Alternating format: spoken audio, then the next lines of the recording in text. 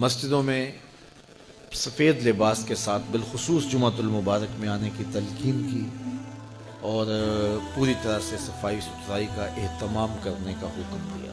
اس طرح مسجد کے اندر لہسن کھا کے آنے سے، پیاز کھا کر کے آنے سے، وہ چیزیں جن میں بدبو ہوتی ہے ان کے کھا کر آنے سے روکا گیا ہے۔ کیوں؟ اس لیے کہ ساتھ والے بیٹھے شخص کو کوئی تکلیف نہ پہنچے۔ جب وہ مسجد میں سرسوں کے تیل کے دیے ہوتے تھے، کسی زمانے میں آپ نے دیکھے ہوں گے، یہ مٹی کا تیل چونکہ بدبودار ہوتا ہے مسجدوں میں نہیں جلایا جاتا تھا، سرسوں کے تیل کے دیے ہوتے تھے تو اس کو لوگ مسجد میں جلا لیا کرتے، لیکن اعلیٰ حضرت جب اس کو مسجد میں روشن کرتے تو پہلے مسجد سے باہر لے جاتے، پھر اس کو آگ لگاتے، پھر واپس مسجد میں لے کے آتے۔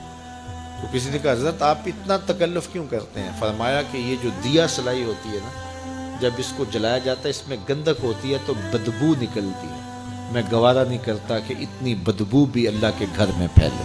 تو یہ ہمارا دین ہمیں سکھاتا ہے۔ آپ گھر بناتے ہیں، اللہ آپ کو اچھا پاکیزہ ستھرا کشادہ خوبصورت گھر دے، جس کا نہیں اللہ انہیں بھی عطا کرے، لیکن اس کے لیے جب آپ باقی ضروریات کے لیے چیزیں رکھتے ہیں کہ یہ فلاں ضرورت کے لیے ہے، یہ جگہ فلاں ضرورت کے لیے، تو اس پہ نماز کے لیے جگہ ضرور رکھیں۔ اس سے کیا ہوگا؟ بچوں کے نفسیات میں یہ بات شامل ہوگی کہ یہ وضو کے لیے جگہ ہے، یہ نماز کے لیے جگہ ہے، اور اس کے اثرات ان کے نفسیات کے اوپر مرتب ہوں گے۔ تو عموماً ہم ہر چیز بنا لیتے ہیں، لیکن یہ جو ضروری چیز ہے دن میں 5 مرتبہ جس کا معاملہ ہے، اگر مرد مسجد میں جاتے ہیں تو خواتین تو گھر میں ہوتی ہیں، چھوٹے بچے تو ہوتے ہیں، تو یہ اہتمام ہونا چاہیے کہ یہ اسپیشل وضو کی جگہ ہے، یہ نماز کی جگہ ہے۔ اس کو کہتے ہیں مسجد البیت، گھر کی مسجد۔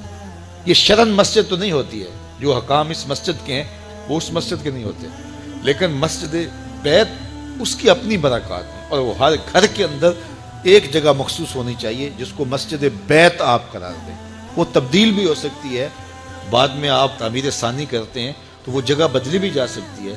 جو حقیقی مسجد ہوتی ہے وہ تو تبدیل بھی نہیں ہو سکتی، لیکن یہ مسجد بیت تبدیل ہو سکتی ہے۔ تو خوبصورت ایک گوشہ گھر کا مسجد بیت کے طور پہ مختص کرنا چاہیے، گھر میں ضرور وضو کی جگہ بنانی چاہیے، اس کے ساتھ مرتب ہوتے ہیں۔ اسی طرح مسجدوں کی صفائی ستھرائی کا خیال رکھیں۔ آج کل یہ اچھی بات ہے کہ یہ مساجد کے اندر خادمین مسجد یہ ہماری ہی خون پسینے کی کمائی سے رکھے گئے ہیں، لیکن کبھی خود بھی مسجد کی صفائی کریں۔ بلکہ میں آپ کو ایک مشورہ دوں کہ سال میں کم از کم 2-1 مرتبہ ضرور ایسا کریں کہ اپنے بچوں کو لے کر، دوستوں کو لے کر کے مسجد کی تفصیلی صفائی کریں۔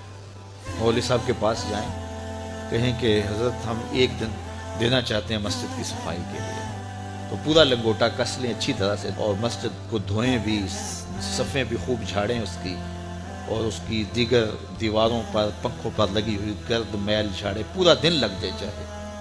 اگر آپ ہر مہینے یہ دن نہیں دے سکتے، 3 ماہ بعد دے دیں، 6 ماہ بعد دے دیں، سال بعد دے دیں، ایک مرتبہ ضرور کریں۔ اس کے بعد جو سکون ملے گا، میرے سے بات کرنا، میں بتاؤں گا آپ کو کیا سکون ملے گا۔ مسجد کو صاف کرنے والے کا دل صاف ہوتا ہے، اس کا دل پاکیزہ ہوتا ہے۔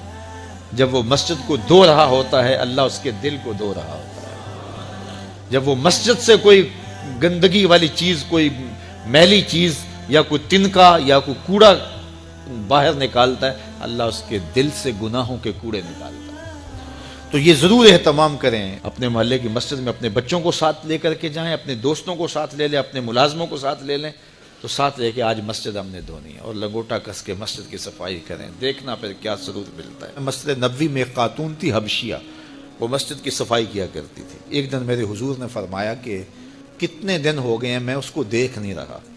عرض کی حضور وہ تو فوت ہو گئی، تو فرمایا تم نے مجھے بتایا نہیں اس کے جنازے کا۔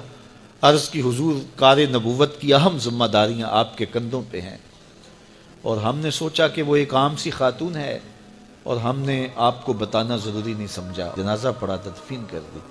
اللہ کے محبوب نے فرمایا تم نے اس کو عام سمجھا ہے جو اللہ کے گھر کی صفائی کرتی تھی؟ پھر حضور نے صحابہ کو فرمایا مجھے اس کی قبر پہ لے چلو۔ صحابہ کے ہمراہ اتنا مصروف وقت تھا اللہ کے محبوب کا، لیکن حضور نے وقت نکالا، قبرستان میں تشریف لے گئے، اور جا کے اس کی قبر پہ کھڑے ہو کے اللہ کے محبوب نے دعا مانگی۔ یہ کون سی خاتون ہے؟ یہ وہ خاتون ہے جو مسجد کی صفائی کیا کرتی تھی۔ یہ ساری چیزیں ہیں، یہ غور کرنے کی ہے۔ تو ہمارا اسلام، ہمارا دین ستھرائی کا دین ہے، پاکیزگی کا دین ہے۔